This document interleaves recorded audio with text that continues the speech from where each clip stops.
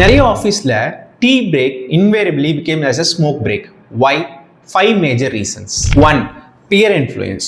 ஒருத்தவங்க கிட்ட இருந்து இன்னொருத்தவங்களுக்கு ஈஸியாக ஸ்மோக்கிங் பிக்கப் பண்ணிக்கலாம். 2. Stress relief method. ஸ்மோக் பண்ணால் டென்ஷன் குறையும் அப்படிங்கிற ஒரு false belief. 3. Association habit. Tea smell, smoke area, friends, இது எல்லாத்தையும் நம்ம பிரெயின் ஒன்னோட அசோசியேட் பண்ணிக்கும். அந்த அசோசியேஷன் ஸ்ட்ராங்காக ஆயிடுச்சுன்னா ஸ்மோக்கிங் ஹேபிட் அடிக்ஷனாக மாற ஆரம்பிக்கலாம். 4. Boredom escape. பிரேக்கில் ஏதாவது பண்ணலான்னா சிகரெட் தான் ஃபர்ஸ்ட் ஆப்ஷன்னு பிரெயின் ஃபீல் பண்ணும். 5. ரொட்டீன்.